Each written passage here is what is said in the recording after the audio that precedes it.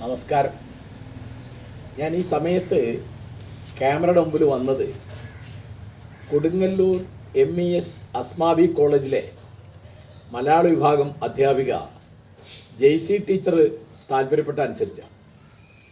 അവർ എന്നോട് ആവശ്യപ്പെട്ടിരിക്കുന്നു, അവർ നടത്തുന്ന ഒരു വെബിനാറിൽ ഞാൻ സംസാരിക്കണം. അപ്പോൾ ഞങ്ങൾ തമ്മിൽ നിശ്ചയിച്ച വിഷയം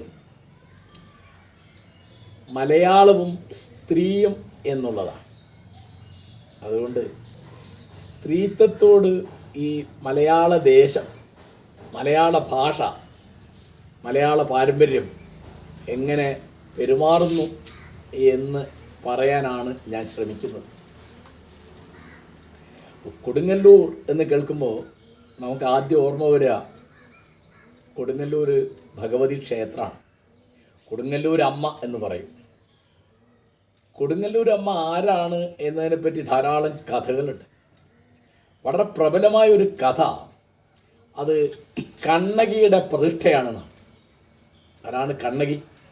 ചിലപ്പതികാരത്തിലെ നായികയാണ്. തൻ്റെ വ്യക്തിത്വത്തെ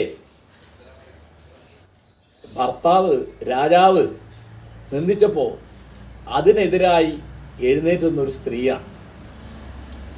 അവർ മുലപറിച്ചെറിഞ്ഞ് പുരം മുടിച്ചു എന്നുണ്ട്.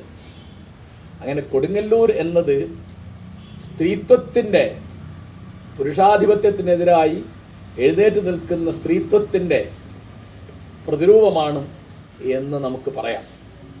ഇതിപ്പോൾ നമ്മൾ കഥകളുടെ ഒരു കാര്യം പറയാം. അവിടെ ഇപ്പോൾ എനിക്ക് സ്ത്രീകളെപ്പറ്റി ആലോചിക്കുമ്പോൾ അവിടുത്തെ വേറെ ഒരാളുടെ പേര് പറയാനുണ്ട് പ്രധാനമായിട്ട്. അത് മുഹമ്മദ് അബ്ദുറഹിമാനാണ്. അദ്ദേഹം കൊടുങ്ങല്ലൂർക്കാരനാണ്, എറിയാടുകാരനാണ്. അവിടെ സാമാന്യമായിട്ട് അഴീക്കോട് എന്നറിയപ്പെടുന്ന സ്ഥലമാണ്. എടശ്ശേരി പറയുന്നുണ്ട്, മുറ്റും അഴീക്കോട്ട് നിന്ന് മുക്കമെത്തുവോളം ഞങ്ങളോർപ്പു കാലേ നിൻ ജൈത്രയാത്ര നീളേ. മുക്കെന്ന് പറഞ്ഞാൽ എൻ്റെ നാടാണ്. അപ്പോൾ അഴീക്കോട്ട് നിന്ന് മുക്കത്തെത്തി. മുക്കത്താണ് അബ്ദുറഹിമാൻ്റെ അവസാനത്തെ പ്രസംഗം ഉണ്ടായി. അപ്പോൾ അബ്ദുറഹിമാൻ ദേശീയ സമരത്തിലുണ്ടായിരുന്ന ആളാണ്, സ്വാതന്ത്ര്യ സമര സേനാനിയാണ്, മദിരാശി സഭയിൽ അംഗമായിരുന്നു, KPCC പ്രസിഡൻ്റായിരുന്നു, പലതുമുണ്ട്. അതിൽ എടശ്ശേരി അദ്ദേഹത്തെപ്പറ്റി പറഞ്ഞ പ്രധാനപ്പെട്ട ഒരു കാര്യം 21 കലാപകാലത്ത് അബ്ദുറഹിമാൻ എന്ത് ചെയ്തു എന്നാണ്. ആ കലാപത്തിനെതിരായിരുന്ന ആളാണ് അബ്ദുറഹിമാൻ. ഖിലാഫത്ത് കമ്മിറ്റി സെക്രട്ടറി ആയിരുന്നു. ആയുധമെടുക്കുന്നതിനെതിരായിരുന്നു അബ്ദുറഹിമാൻ. ആര്യ മുസ്ലിയാരെയൊക്കെ കണ്ട അബ്ദുറഹിമാൻ ഇത് പറയുന്നുണ്ട്. എല്ലാ കലാപങ്ങളും എപ്പോഴും ഏറ്റവും അധികം ആപത്തുണ്ടാക്കാർക്കാണ്, സ്ത്രീകൾക്കാണ്. അപ്പോൾ മലബാർ കലാപകാലത്ത് ഇന്നിപ്പോൾ അതിന് 100 വയസ്സായി. അപ്പോൾ എടശ്ശേരി പറയാണ്, മാനഭംഗപ്പെട്ട പെങ്ങന്മാർക്കു വേണ്ടി താങ്കൾ മാറുകൂട്ടി വീറുകൂട്ടി ക്രൂരമായി പോരാടി. അബ്ദുറഹിമാനെ അഭിസംബോധന ചെയ്തുകൊണ്ടുള്ള ഒരു പാട്ടാണ്. മംഗളാത്മനെ മുഹമ്മദ് അബ്ദുറഹിമാനെ എന്നാണ് ഓരോ അടി അവസാനിക്കുന്നത്. അപ്പോൾ എന്താ അബ്ദുറഹിമാൻ ചെയ്തത്? മാനഭംഗപ്പെട്ട പെങ്ങന്മാർക്കു വേണ്ടി താങ്കൾ മാറുകാട്ടി വീറുകൂട്ടി ക്രൂരമായി പോരാടി. അപ്പോൾ അവിടെ അദ്ദേഹത്തിൻ്റെ സഹപാഠിയായിട്ട്, അയൽക്കാരനായിട്ട്, ബന്ധുവായിട്ട് വേറെ ഒരാളുണ്ട്. അത് KM സിരി സാഹിബാണ്. അദ്ദേഹം സ്ത്രീ വിദ്യാഭ്യാസത്തിന് വേണ്ടി വളരെയധികം പണിയെടുത്ത ഒരാളാണ്. ഇന്ന് എത്ര പേർക്ക് ഓർമ്മയുണ്ടെന്ന് എനിക്കറിയില്ല. ദക്ഷിണേന്ത്യയിലെ അലിഗഡ് എന്ന് അറിയപ്പെട്ട ഫാറൂഖ് കോളേജ് സ്ഥാപിക്കുന്നതിൽ ഏറ്റവും വലിയ പങ്ക് വഹിച്ച ആളാണ് സിരി സാഹിബ്. അദ്ദേഹം കോൺഗ്രസ് ആയിരുന്നു, പിന്നീടാണ് ലീഗായത്. അദ്ദേഹം മദിരാശി സഭയിൽ അംഗമായിരുന്നു, കൊച്ചി സഭയിൽ അംഗമായിരുന്നു, പിന്നീട് കേരള നിയമസഭാ സ്പീക്കറായിരുന്നു. സ്ത്രീ വിദ്യാഭ്യാസത്തിന് വളരെ പ്രാധാന്യം കൊടുത്ത ആളാണ്. ആധുനിക മതേതര വിദ്യാഭ്യാസം കൊണ്ടുവരുന്നതിന് വേണ്ടി 1948 ഫാറൂഖ് കോളേജ് സ്ഥാപിക്കുമ്പോൾ അതിൻ്റെ സ്ഥാപക സമിതി സെക്രട്ടറി ആയിരുന്നു സിദ്ദി സാഹിബ്. പിന്നെ വേറെ ഒരാളുടെ കാര്യം പ്രധാനമായിട്ടും മണപ്പാട് കുഞ്ഞോമദാജി കൊടുങ്ങല്ലൂർക്കാരനാണ്. മണപ്പാട് കുഞ്ഞുമുഹമ്മദ് ഹാജി. അവിടുന്നാണ് കേരളത്തിലെ മുസ്ലിം സാമൂഹിക പരിഷ്കരണത്തിന് ഒരു പ്രസ്ഥാനം ഉണ്ടാവുന്നത്. ഏതാത് കേരള മുസ്ലിം ഐക്യസംഘം. അതിനിപ്പോൾ 100 വയസ്സാകുമ്പോൾ 1922 തൊട്ട് 34 വരെയാണ് അവർ പ്രവർത്തിച്ചത്. 12 കൊല്ലം. ഇപ്പോൾ 2021 ആദ്യം കൊടുങ്ങല്ലൂരിൽ ഒരു നിഷ്പക്ഷ സംഘം ഉണ്ടായി. അതാണ് പിന്നീട് മുസ്ലിം ഐക്യസംഘമായിട്ട് മാറുന്നത്. ആധുനികവും മതേതരവുമായ വിദ്യാഭ്യാസം ആൺപെൺ ഭേദമില്ലാതെ നേടണം എന്ന് ഉദ്ബോധിപ്പിച്ചുകൊണ്ട് തുടങ്ങിയ പ്രസ്ഥാനം. അപ്പോൾ അതിൻ്റെ തുടർച്ചയായിട്ടാണ് മുസ്ലിം ഐക്യസംഘം ഉണ്ടായത് കൊടുങ്ങല്ലൂരിൽ നിന്നാണെങ്കിൽ പിന്നീട് 1964 മുസ്ലിം എഡ്യൂക്കേഷൻ സൊസൈറ്റി എന്ന് പറഞ്ഞ് ഡോക്ടർ PK അബ്ദുൽ ഗഫൂറിൻ്റെ നേതൃത്വത്തിൽ ഒരു പ്രസ്ഥാനം ഉണ്ടാവുകയാണ്. ആ പ്രസ്ഥാനത്തിൻ്റെ ഒരു സ്ഥാപനത്തിന് വേണ്ടിയാണ് ഞാൻ ഇപ്പോൾ സംസാരിക്കുന്നത്. അപ്പോൾ മണപ്പാട് കുഞ്ഞുമുഹമ്മദ് ഹാജി എന്ന് പറയുന്നത് ഡോക്ടർ PK അബ്ദുൽ ഗഫൂറിൻ്റെ ബാപ്പയുടെ ജ്യേഷ്ഠനാണെന്നാണ് എൻ്റെ ധാരണ. അവരൊരു കുടുംബ മണപ്പാട്ടുകാരൻ.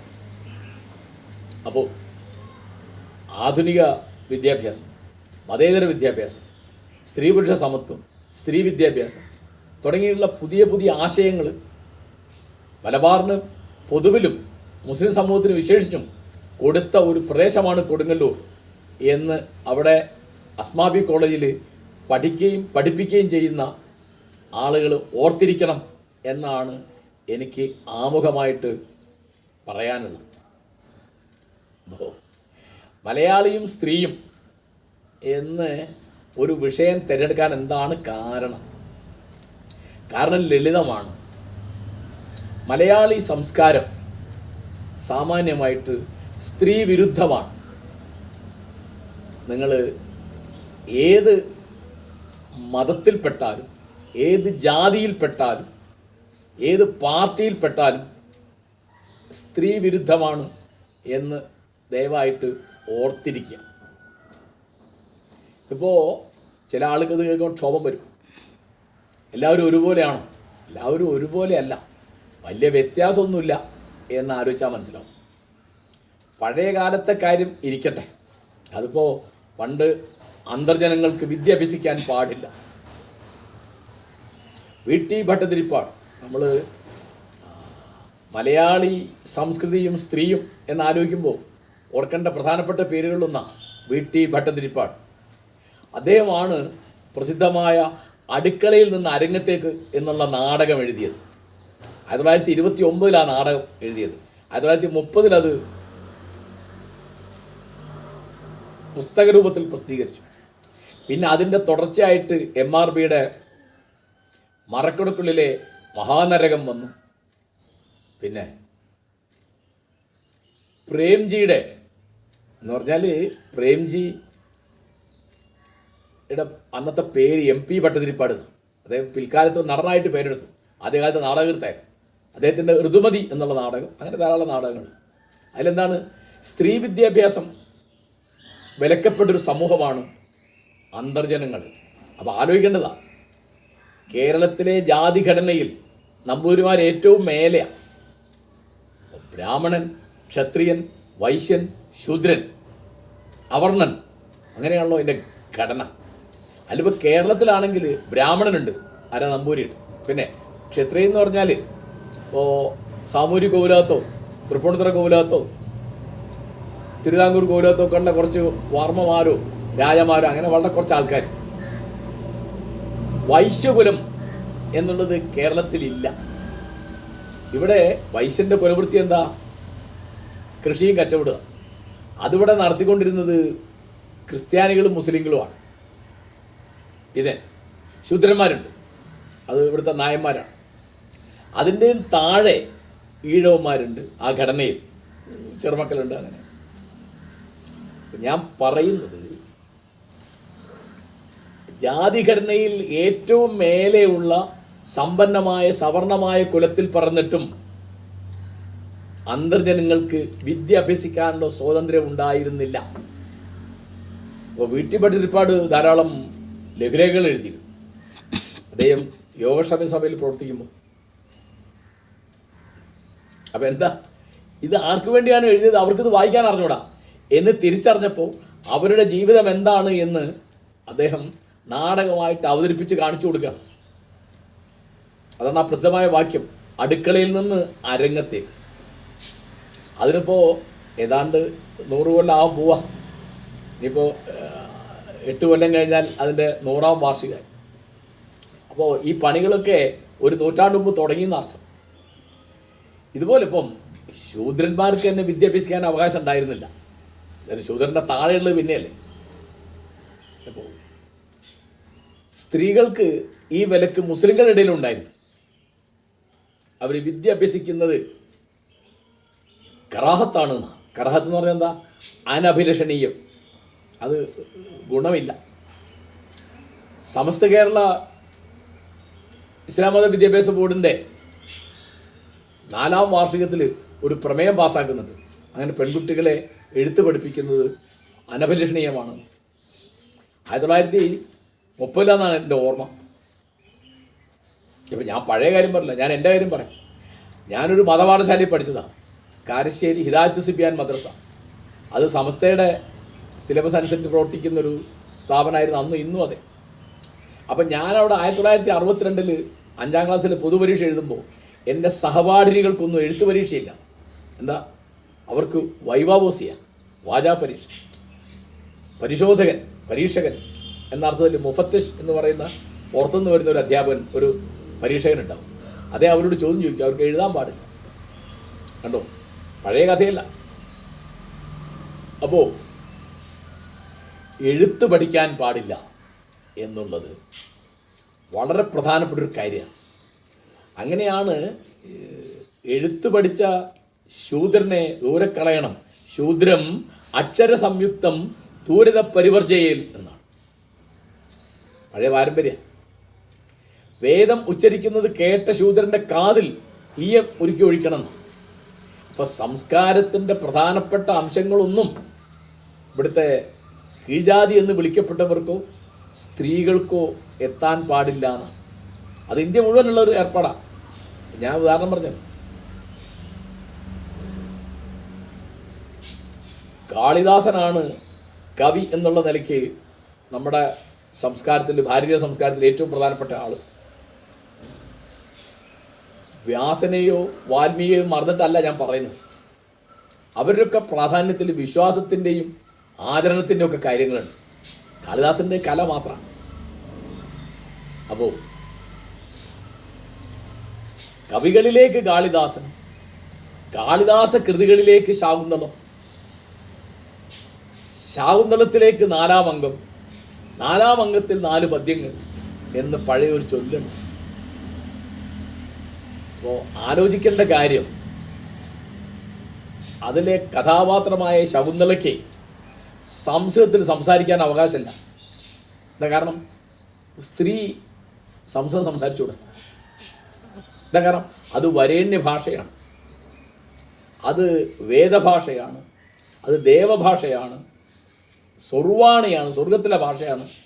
അതിവിടുത്തെ നീചജാതി എന്ന് വിളിക്കപ്പെട്ടവരും സ്ത്രീകളും അത് ഉച്ചരിക്കാൻ പാടില്ല എന്നാണ്.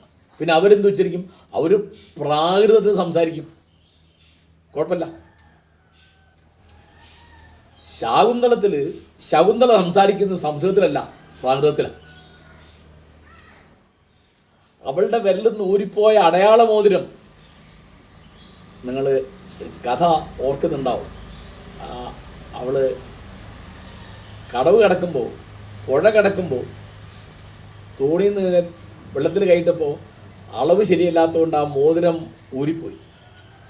അതൊരു മീനിൻ്റെ വയറ്റിലെത്തി. ഒരു മുക്കോൻ ആ മീൻ പിടിച്ചിട്ട് ഈ മോതിരം കിട്ടിയപ്പോൾ വിൽക്കാൻ കൊണ്ടുവന്നപ്പോൾ രാജമുദ്രയുള്ള മോതിര.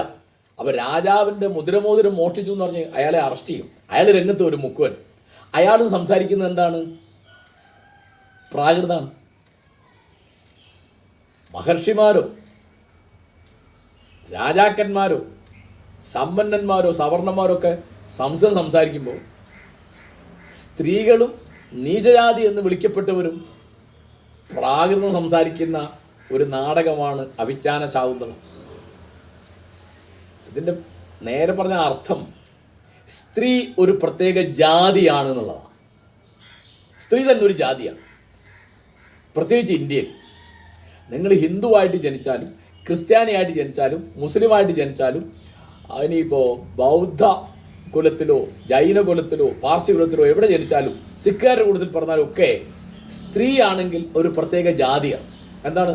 അതൊരു രണ്ടാം കടയാണ്, അതൊരു അധമ ജാതിയിൽപ്പെട്ടതാണ്.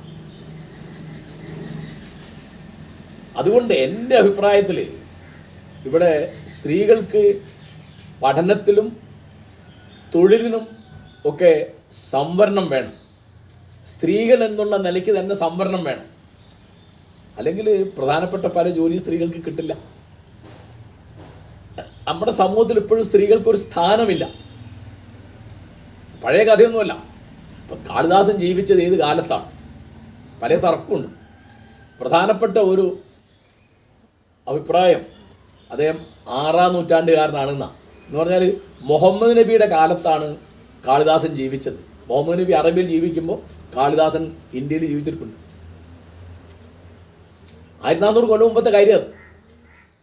ഇന്ന് എന്താണ് വിധി നമുക്ക് നോക്കാം. വെറുതെ നിങ്ങൾ ആലോചിച്ച് നോക്കൂ. നിങ്ങൾക്കറിയുന്ന എത്ര പത്രസ്ഥാപനങ്ങളിൽ പത്രാധിപ എന്നുള്ള സ്ഥാനത്ത് എത്ര പേരുണ്ട്? വലിയ പത്രങ്ങൾ എടുത്തോളൂ, വലിയ മാസികകൾ എടുത്തോളൂ, വലിയ വാരികൾ എടുത്തോളൂ. എത്ര സ്ത്രീകളുണ്ട്?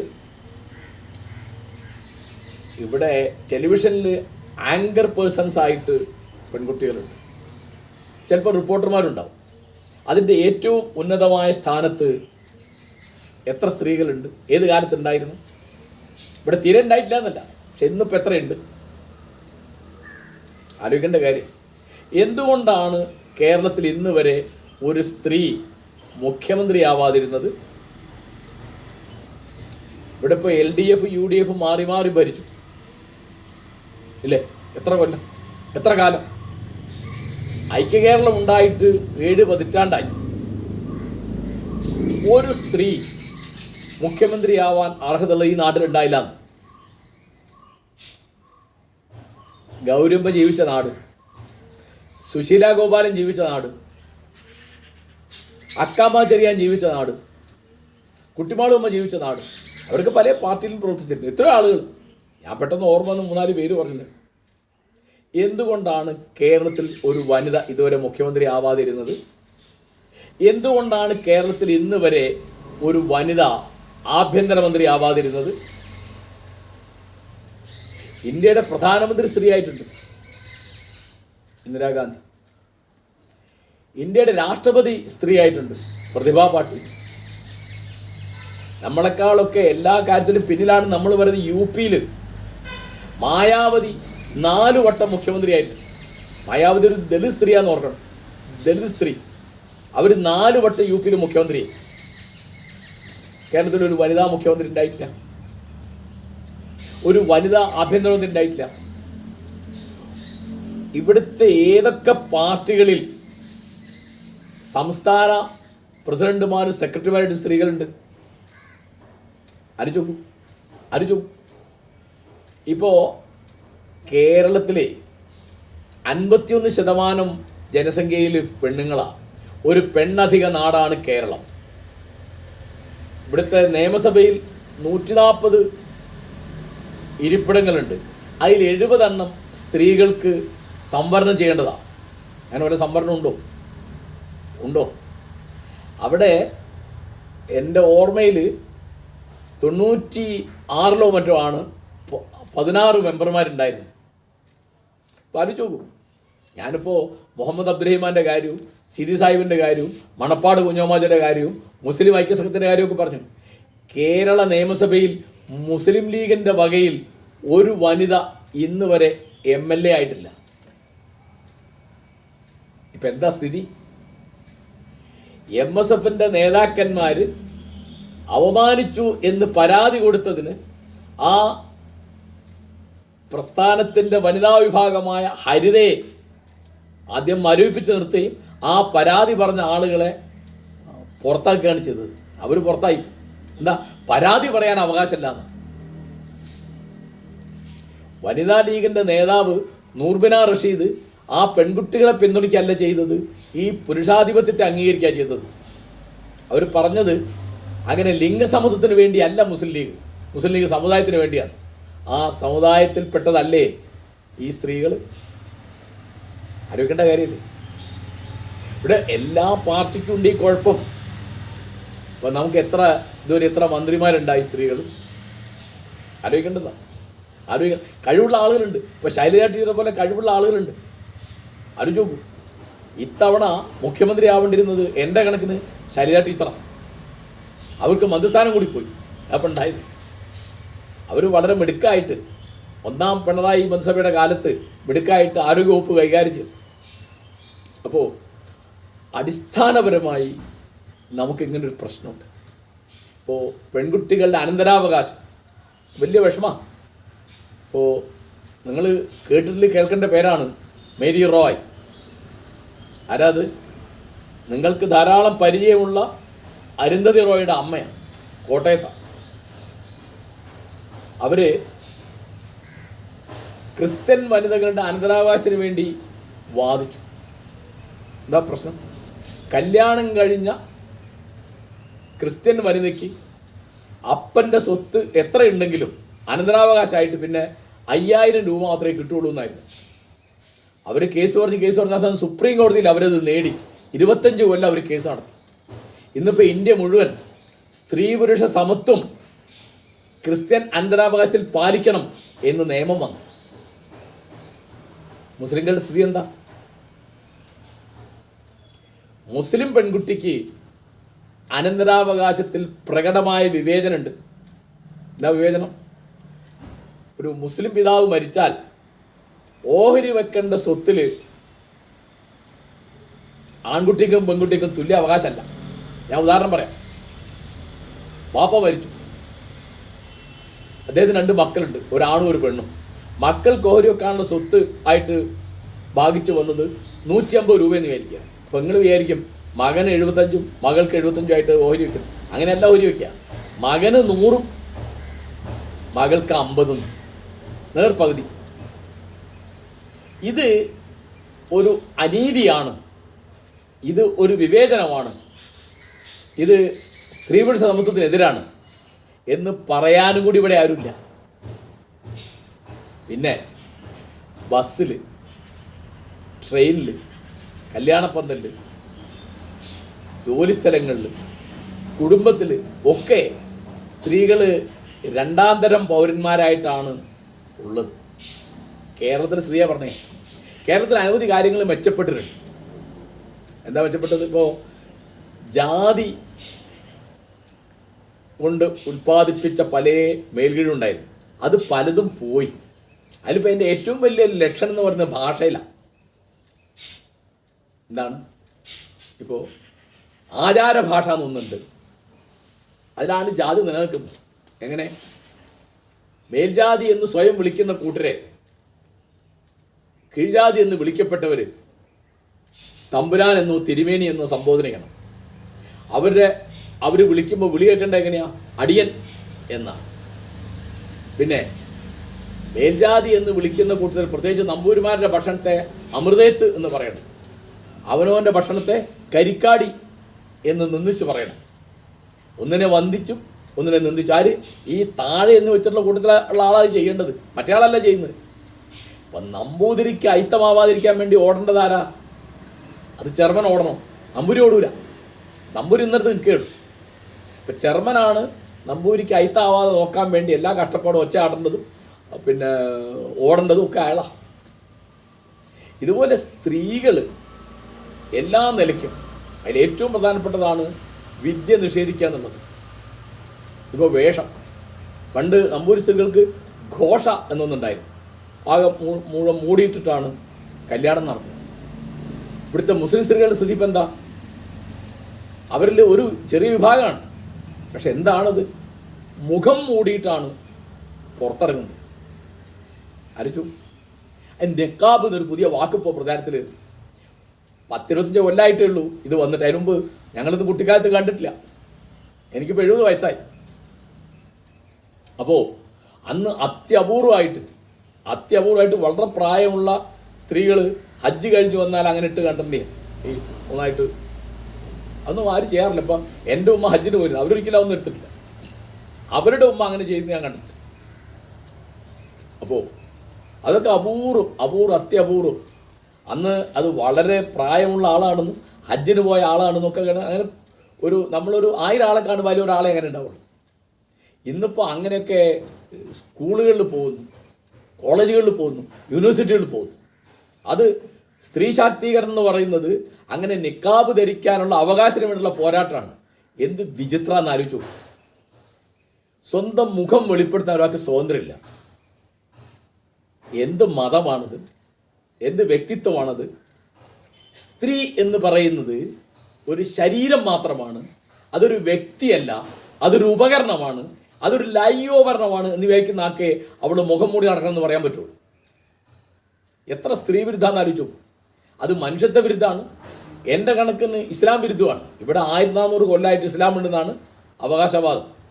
മുഹമ്മദ് നബി മരിച്ച ഒരു 250 കൊല്ലം കഴിഞ്ഞിട്ടെങ്കിലും ഇസ്ലാം മതമുണ്ട് കേരളത്തിൽ. ആദ്യം വന്ന് കേരളത്തിലാണെന്നാണ് ചരിത്രം.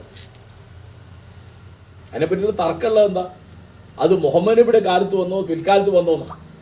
അപ്പോൾ പിൽക്കാലത്ത് വന്നതിന് ചരിത്രമുണ്ട്, മറ്റത് കഥയാണ്.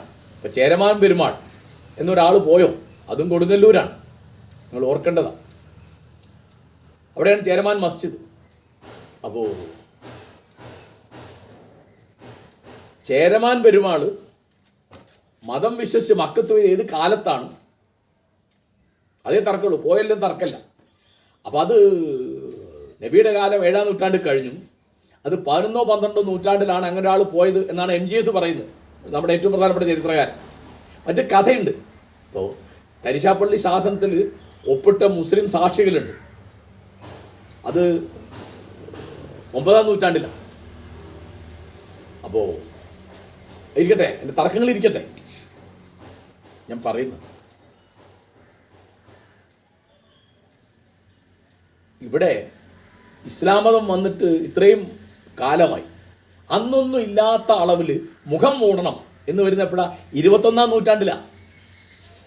വിദ്യാഭ്യാസം, രാഷ്ട്രീയ പ്രബുദ്ധത, ലോകസഞ്ചാരം, വായന, സിനിമ ഒക്കെ വളരെ ഗംഭീരമായി നടക്കുന്ന കാലത്താണ് എന്തുള്ളത്? മുഖം തുറന്ന് പുറത്തിറങ്ങാൻ വയ്യ. അവർക്ക് സ്വാതന്ത്ര്യമില്ലേ? സ്വാതന്ത്ര്യമുണ്ട്. അത് വിമർശിക്കാനുള്ള സ്വാതന്ത്ര്യം എനിക്കുമുണ്ട്. ഞാനിപ്പോൾ അവരാരും പർദ്ദ വലിച്ചു കയറാൻ പോയിട്ടില്ല, പോകണമില്ല. പക്ഷേ അത് സ്ത്രീവിരുദ്ധമാണ് എന്ന് ഞാൻ പറയും. അപ്പോൾ ഒരു വാദമുണ്ട്, എന്താണ്? അത് അവരുടെ ചോയ്സാണ്. അവരുടെ ചോയ്സ് ഒന്നുമല്ല. എന്താ കാരണം? ഈ ചോയ്സ് അവരുടെ തിരഞ്ഞെടുപ്പ് എന്നുള്ളത് ഉൽപ്പാദിപ്പിക്കാൻ പറ്റുന്നതാണ്. കാരണം കുടുംബത്തിനകത്തും പുറത്തുള്ള സമ്മർദ്ദങ്ങൾ, സമുദായത്തിനകത്തും പുറത്തുള്ള സമ്മർദ്ദങ്ങൾ, മതവിധികളെ സംബന്ധിക്കുന്ന ഓർമ്മപ്പെടുത്തലുകൾ, എന്തൊക്കെ സമ്മർദ്ദമാണ്. ബലമായിട്ട് നിക്കാബ് പിടിക്കണ്ടോ ഇല്ല, പക്ഷേ ആ ബലപ്രയോഗം നടത്തുന്നേക്കാൾ വലുതാണ് സമ്മർദ്ദം എന്ന് പറയുന്നത്, സാമൂഹിക സമ്മർദ്ദം. ഇപ്പോൾ ടെന്നീസ് കളിക്കാരത്തി, അവൾ എന്തുകൊണ്ടാണ് അവൾ അങ്ങനെ വേഷം ധരിക്കുന്നതെന്നാണ് അവൾ പിന്നാലെ കൂടുക. തട്ടമിട്ടുകൂടെ പെണ്ണെ എന്ന് ചോദിച്ച് പിന്നാലെ കൂടുന്നത് എന്തിനാ? അങ്ങനെ പിന്നാലെ കൂടെ അവർക്ക് സ്വാതന്ത്ര്യം അവർ വിചാരിക്കുന്നത്. എന്താ കാരണം? ഒരു മുസ്ലിം സ്ത്രീ ആണെങ്കിൽ അവൾ എങ്ങനെ തലമറയ്ക്കണം, അതാണ് വലിയ പ്രശ്നം. നരകത്ത് പോകില്ലേ? നിൻ്റെ തലമുടി കണ്ടാൽ നിനക്ക് നിൻ്റെ നരകത്തിൽ നിൻ്റെ തലയ്ക്ക് തീപിടിക്കും. എന്തൊക്കെ കഥകളാണെന്ന്. ഇപ്പോൾ ഒരാൾ തട്ടിടുന്നതിന് ഞാനൊരു എതിരുമില്ല, ഒരാൾ മക്കനിടുന്നതിന് ഞാൻ എതിരില്ല. പക്ഷെ മുഖം മറിച്ച് ഒരാൾ നടക്കാൻ തന്നാൽ എന്നെ ബാധിക്കും. ഇപ്പം ഞാൻ ട്രെയിനിൽ യാത്ര ചെയ്യുമ്പോൾ, ബസ്സിൽ യാത്ര ചെയ്യുമ്പോൾ, ഒരു ഹോട്ടലിൽ ഇരിക്കുമ്പോൾ എൻ്റെ അടുത്ത് വരുന്ന ഒരാളല്ല, എൻ്റെ അടുത്ത് ഇരിക്കുന്ന ഒരാൾ ആണോ പെണ്ണോ ആരാണെന്ന് അറിയാനുള്ള ഒരു അവകാശം എനിക്കുണ്ട്. ആൾമാറാട്ടത്തിന് സൗകര്യം കൊടുക്കുന്ന ഒരു സാധനം അത്. നിങ്ങൾ ആലോചിച്ച് നോക്കുക, എങ്ങനെയാണ് ഈ മുഖം മൂടുന്ന പർദ്ദ ഇട്ടിട്ട് ഒരു ബാങ്കിൽ ഒരു അക്കൗണ്ട് തുടങ്ങാൻ പറ്റുമോ? ഒരു ചെക്ക് മാറാൻ പറ്റുമോ? ആലോചിച്ച് നോക്കുക. എങ്ങനെയാണ് ഒരാൾ, ഇപ്പോൾ ഞാൻ ബാങ്ക് മാനേജറാണ്, ഒരാൾ എന്നോട് എങ്ങനെ ഐഡൻറ്റിറ്റി വെളിപ്പെടുത്തും? എങ്ങനെയാണ് നിങ്ങൾ വോട്ട് ചെയ്യുന്നത്? പോട്ടെ, ഒരു ഈ തരത്തിലൊരു പെണ്ണിനെ കാണാതെയായി. മനുഷ്യന്മാരെ അങ്ങനെയൊക്കെ സംഭവിക്കുമല്ലോ. കാണാനില്ല എന്ന് പറഞ്ഞാൽ പരസ്യം കൊടുക്കാൻ പറ്റും. എന്ത് വിചിത്രമാണത്. എന്നിട്ട് അത് വലിയ, ലോകത്തിലെ ഏറ്റവും വലിയ പ്രശ്നം സ്ത്രീകൾ തലമുടി പുറത്ത് കാണിക്കുന്നതും അവരുടെ മുഖം വെളിപ്പെടുത്തുന്നതാണെന്ന് പറയാൻ മാത്രം അബദ്ധം ഉള്ള ആളുകളുണ്ട്. ഇപ്പം താലിബാൻ ആലോചിച്ച് നോക്കൂ, ഒരു പൈശാചിക സംഘമാണത്, പൈശാചിക സംഘം. അപ്പോൾ കേരളത്തിലെ സ്ത്രീകളെ പറ്റി പറയുമ്പോൾ താലിബാൻ ശരിയാണ് എന്ന് പറയുന്ന ആളുകൾ, എഴുത്തുകാർ, പത്രപ്രവർത്തകർ, ചാനലുകാർ കേരളത്തിലുണ്ട്. അതായത് സ്ത്രീ വിദ്യാഭ്യാസം പാടില്ല, സ്ത്രീകൾക്ക് പൊതുജീവിതം പാടില്ല, അവർ പുറത്തിറങ്ങാൻ പാടില്ല എന്ന് പറയുന്ന താലിബാൻ അത് ദൈവത്തിൻ്റെ മതത്തിൻ്റെ പേരിലാണ് പ്രവർത്തിക്കുന്നത്, ദൈവത്തിൻ്റെ പേരിൽ ചെകുത്താൻ പ്രവർത്തിക്കുന്ന എനിക്ക് തോന്നുന്നു. അപ്പോൾ യുദ്ധയാത്രയിൽ മുഹമ്മദ് നബി അദ്ദേഹത്തിൻ്റെ പത്നി ആയിഷയെ കൂടെ കൊണ്ടുപോയി ചരിത്രത്തിൽ നമ്മൾ വായിക്കുന്നുണ്ട്. ഇവർ പറയുന്നത് ചികിത്സിക്കാൻ വേണ്ടിയോ, ചികിത്സ കിട്ടാൻ വേണ്ടിയോ, പഠിക്കാൻ വേണ്ടിയോ, പഠിപ്പിക്കാൻ വേണ്ടിയോ, മറ്റൊന്നിനു വേണ്ടിയോ സ്ത്രീകൾ പുറത്തിറങ്ങാൻ പാടില്ല. പർദ്ദ ഇടാത്ത ഏത് പെണ്ണിനെ കണ്ടാലും വെടിവെക്കും എന്ന് പണ്ട് കാശ്മീരിൽ തീവ്രവാദികൾ പറഞ്ഞിരുന്നു. അവർ പർദ്ദയിട്ട് വന്നിട്ട് തീവ്രവാദികൾ പോലീസിനെ വെടിവെച്ചപ്പോൾ പോലീസ് ഒരു കാര്യം പറഞ്ഞു, പർദ്ദയിട്ട് ആര് പുറത്തിറങ്ങിയാലും വെടിവെക്കും. കണ്ടോ, ആ സ്ത്രീകൾ എന്താ വേണ്ടത്? എല്ലാ മതമൗലികവാദത്തിൻ്റെയും പ്രധാന ശത്രു സ്ത്രീയാണ്. ആലോചിച്ച് നോക്കൂ, ഇപ്പോൾ ഇവിടുത്തെ ക്രിസ്ത്യൻ പൗരോഹിത്യം പറയാണ്, എന്ത് പെണ്ണുങ്ങൾ അധികം പ്രസവിക്കണം. 5 പ്രസവിച്ച ക്രിസ്ത്യൻ കുടുംബിനുള്ളിടത്ത് സഹായധനം കൊടുക്കാൻ പൗരോഹിത്യം തയ്യാറാണ്. എങ്ങനെ? നല്ല കച്ചവടല്ലേ? പർവീൺ തൊഗാഡിയ പറയാണ്, ഹിന്ദു സ്ത്രീ 10 പ്രസവിക്കണം. ആണുങ്ങൾക്ക് പ്രസവിക്കേണ്ട ആവശ്യം വരില്ല, ഒക്കെ പെണ്ണുങ്ങളാണ്. അത് ഹിന്ദുവിൻ്റെ പേരിൽ പറഞ്ഞാലും, ക്രിസ്ത്യാനിയുടെ പേരിൽ പറഞ്ഞാലും, ഇസ്ലാമിൻ്റെ പേരിൽ പറഞ്ഞാലും സ്ത്രീകളാണ് പ്രസവിക്കുന്നത്. ഇവിടെ പെണ്ണുങ്ങൾക്ക് ഏറ്റവും വലിയ സൗകര്യം കൊടുത്ത എന്താണ്? അത് സന്താന നിയന്ത്രണമാണെന്നാണ് എൻ്റെ കണക്ക്. 69-70 കാലത്ത് അത് വന്നപ്പോൾ എന്തൊരു എതിർപ്പായിരുന്നു ഇവിടെ. അന്ന് ക്രിസ്ത്യാനികളും മുസ്ലിങ്ങളുമാണ് എതിർത്തത്. അന്ന് ആദ്യം വന്നത് കുട്ടികൾ 2-3 മതിയെന്നാണ്. കുറച്ച് കഴിയുമ്പോൾ പറഞ്ഞു നാം 2 നമുക്ക് 2, പിന്നെ പറഞ്ഞു നമ്മളൊന്ന് നമുക്കൊന്ന്. പഠനം, തൊഴിൽ, ഗവേഷണം, കലാപരമായ പ്രവൃത്തികൾ, ഇതിനൊക്കെ സ്ത്രീകൾക്ക് സൗകര്യം കിട്ടിയത് എങ്ങനെയാണ്? 2 കാര്യങ്ങളാണ്. ഒന്ന്, ശൈശവ വിവാഹം നിരോധിച്ചു, പിന്നെ സന്താന നിയന്ത്രണം ഏർപ്പെടുത്തി. ഞാൻ എൻ്റെ വീട്ടിലെ കാര്യം പറയും. എൻ്റെ ഉമ്മ 7 പെറ്റതാണ്, എൻ്റെ അളിയൻ്റെ ഉമ്മ 12 പെറ്റു, എൻ്റെ ഭാര്യ 3 പെറ്റുള്ളൂ. അതുകൊണ്ട് എന്തുണ്ടായി? അവൾക്ക് പോസ്റ്റ് ഓഫീസിൽ ജോലി ചെയ്യാൻ പറ്റി. കണ്ടോ, പഠിച്ചുയരാൻ പാടില്ല സ്ത്രീ, അവളൊരു പേറ്റ് യന്ത്രമാണ് എന്ന് സ്ഥാപിക്കാൻ വേണ്ടിയാണ് എല്ലാ നാട്ടിലും ആണുങ്ങൾ പെണ്ണുങ്ങളെ ചെറിയ പ്രായത്തിൽ കെട്ടിക്കുന്നു. ഇന്ത്യയിൽ സ്ത്രീകൾ സംഘടിച്ച് നേടിയ ആദ്യത്തെ നിയമം എന്ന് പറയുന്നത് ശാരദ ആക്റ്റാണ്. 1929 ബ്രിട്ടീഷുകാരുടെ കാലത്താണ്. എന്തായി പറഞ്ഞത്? 14 വയസ്സായാലേ പെൺകുട്ടികളെ കെട്ടിക്കാൻ പാടുള്ളൂ. സതി നിരോധിച്ച് 100 കൊല്ലം കഴിഞ്ഞിട്ടാട്ടോ. സതി 1829 നിരോധിച്ചു. 1929 ആണ് ശാരദ ആക്ട് വരുന്നത്. ഓർത്തിരിക്കേണ്ടതാണ്, സതി പോലെ ഒരു കിരാത നിയമം ലോകത്തൊരു സ്ഥലത്തും ഉണ്ടായിട്ടില്ല. നമ്മുടെ ആചാരം, ഭർത്താവിൻ്റെ ചെതയിൽ ചാടി ഭാര്യ മരിക്കണം. അവൾ ചാടി മരിച്ചില്ലെങ്കിൽ അവളെ പച്ച ജീവനോടെ ദഹിപ്പിക്കും. അറിയിച്ചു. അത് ചോയ്സാന്ന് പറയുന്ന ആളുകളുണ്ട്, ചോയ്സാണെന്ന് വാദിക്കുന്ന രജപുത്രന്മാരുണ്ട്. ആണുങ്ങളല്ല, പെണ്ണുങ്ങളെന്ന് പറയുന്നത്. ഇപ്പം ഞങ്ങൾക്ക് നിക്കാബ് ധരിക്കാൻ സ്വാതന്ത്ര്യം വേണം. അതിന് സ്വാതന്ത്ര്യം എന്താ പറയുക? 1987 രാജസ്ഥാനിലെ ദേവ്രാല ഗ്രാമത്തിൽ രൂപ് കൻവാർ എന്ന പേരായിട്ടൊരു പെൺകുട്ടി സതിയായി എന്ന് പറഞ്ഞാൽ എന്താണെന്നറിയോ? അവൾക്ക് പാലിനകത്ത് ഭംഗ് കലക്കി കൊടുത്ത് ബോധം കെട്ടുപോകും. അമ്മാര് മയക്കുമരുന്നത് അത് കൊണ്ടുപോയിട്ട് അവളെ വേഷം കെട്ടിച്ച് ചെതയിലിരുത്തി തീ കൊടുക്കുകയാണ്. അത് കണ്ട സാക്ഷികൾ ഇന്ന ആള് തീ കൊടുത്തു എന്ന് പറയില്ല. അതുകൊണ്ട് പോലീസിന് കേസെടുക്കാൻ വലിയ ബുദ്ധിമുട്ടാണ്. അന്ന് വലിയ ചർച്ചയായിരുന്നു. ഞങ്ങളുടെ കോഴിക്കോട്ടൊക്കെ ബഹളം ഉണ്ടാക്കിയതാണ്, അഖിലേന്ത്യ തലത്തിൽ ബഹളം ഉണ്ടായതാണ്. ഏത് 1829 നിരോധിച്ച സതി 1987 വരികയാണ്. അന്ന് ഇന്ത്യൻ പാർലമെന്റ് ഒരു നിയമം കൊണ്ടുവരേണ്ടി വന്നു.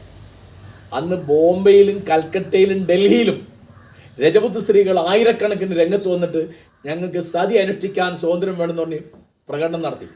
അപ്പോൾ സതിയെ മഹത്വപ്പെടുത്തുന്ന തരത്തിൽ എഴുതുകയോ പ്രസംഗിക്കുകയോ പ്രവർത്തിക്കുകയോ ചെയ്യുന്നത് ക്രിമിനൽ കുറ്റമാണെന്ന് പറഞ്ഞ് ഗവൺമെൻറ് ഓഫ് ഇന്ത്യ നിയമം കൊണ്ടുവന്നു 1987. ആലോചിച്ചു. ഇത് ഇവള് ജീവിക്കണ്ടെന്ന് തന്നെ. സാമ്പത്തികമാണെന്നേ.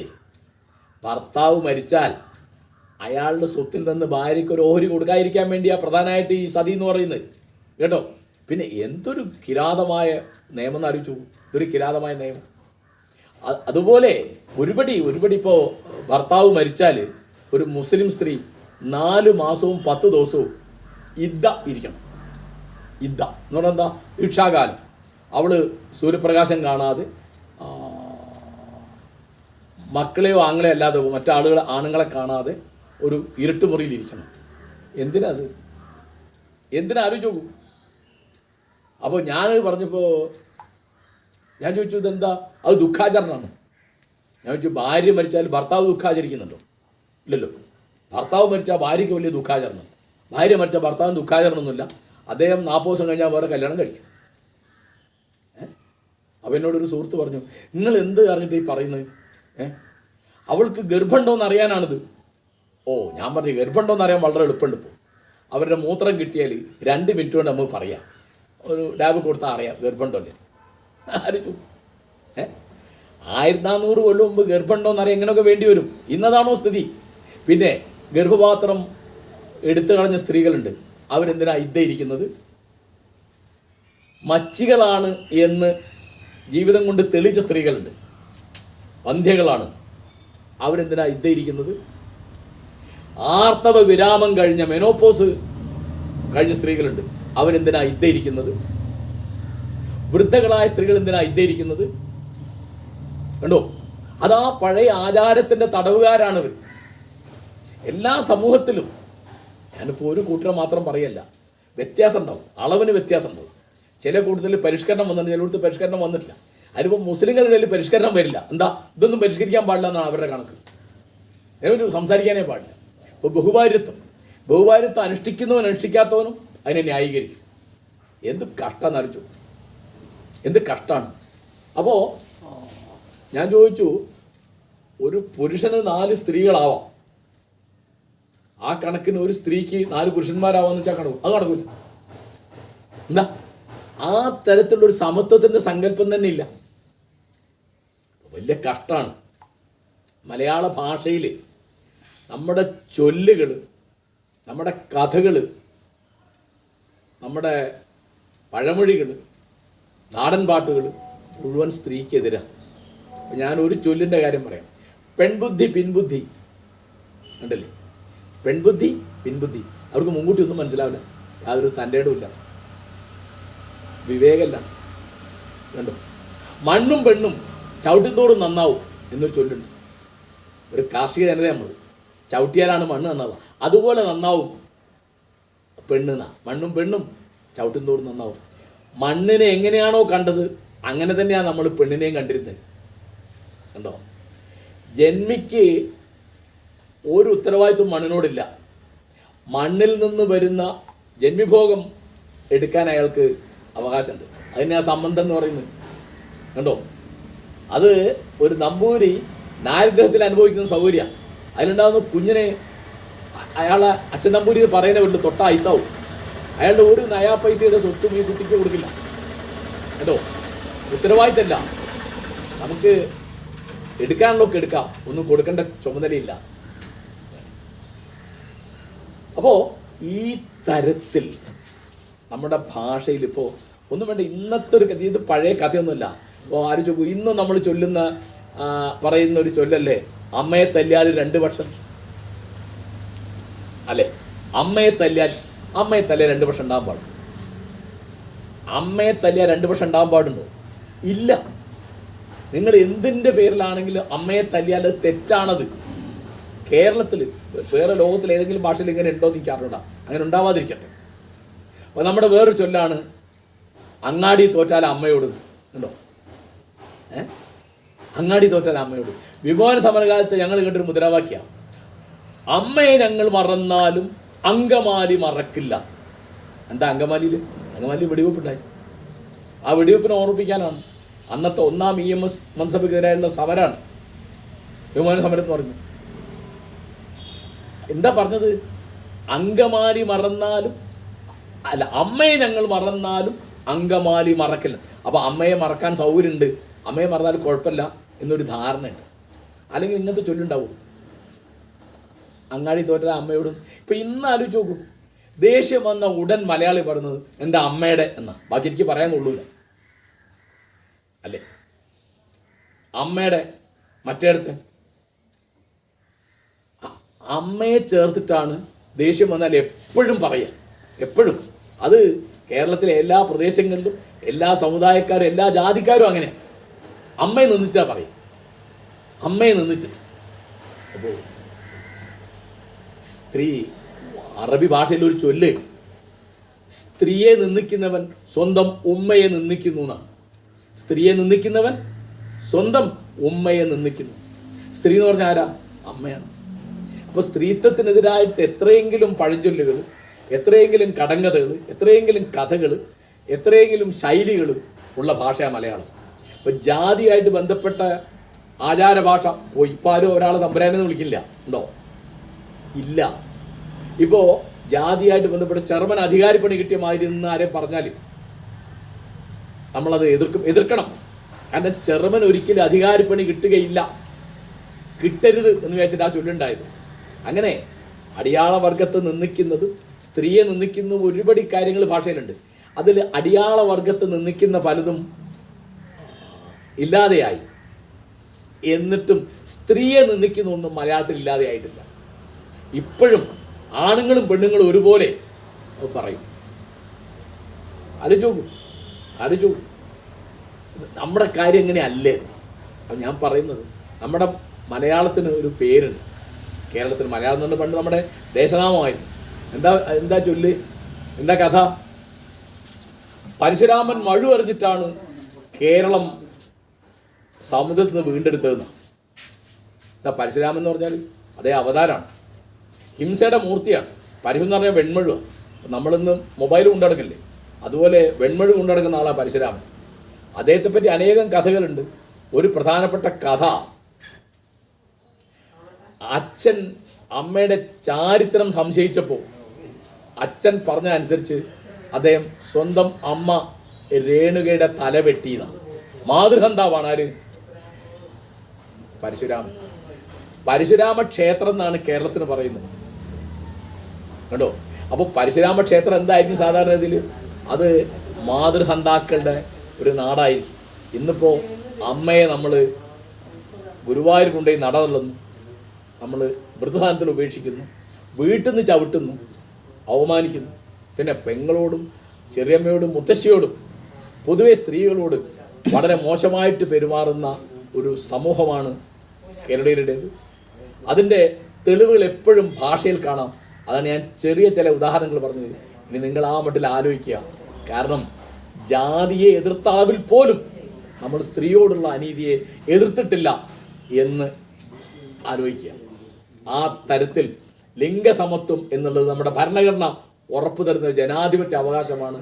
ആ ലിംഗസമത്വത്തെ പറ്റി ആലോചിക്കുമ്പോൾ നിങ്ങൾ ആണിനെയും പെണ്ണിനെയും പറ്റി മാത്രം ആലോചിച്ചാൽ പോരാ, നിങ്ങൾ ട്രാൻസ്ജെൻഡറിനെ പറ്റി കൂടി ആലോചിക്കണം എന്ന് ആണ് എൻ്റെ അപേക്ഷ. നമ്മൾ 3 കൂട്ടരുണ്ട്. ആണുങ്ങളുണ്ട്, പെണ്ണുങ്ങളുണ്ട്, ട്രാൻസ്ജെൻഡറുകളുണ്ട്. നന്ദി, നമസ്കാരം.